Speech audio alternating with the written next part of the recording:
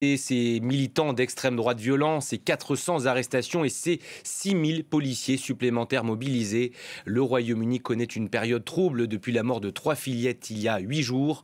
Dans le viseur du Premier ministre Keir Starmer, les réseaux sociaux notamment, où ont circulé les premières fausses rumeurs sur l'identité du meurtrier. Correspondance depuis Londres, elle est signée Bénédicte Pavio. La police britannique s'apprête à faire face à de nouvelles émeutes aujourd'hui et surtout ce soir. Selon leurs renseignements, il pourrait y en avoir une trentaine. Le gouvernement de Keir Starmer a annoncé qu'il mobilisait 6000 policiers spécialisés et justement le Premier ministre a promis que toutes les communautés seraient protégées et que les émeutiers seront traduits en justice très rapidement. Ces heurts ont commencé à travers le pays après le meurtre au couteau de 3 fillettes à Southport, dans le nord-ouest de l'Angleterre, 3 fillettes âgées entre 6 et 9 ans, il y a 8 jours.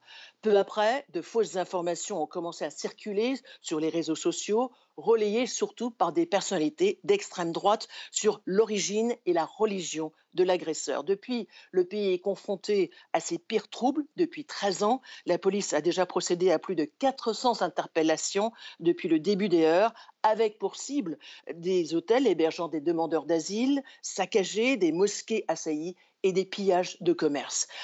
Et il y aura d'autres personnes qui comparaîtront devant les juges aujourd'hui et demain.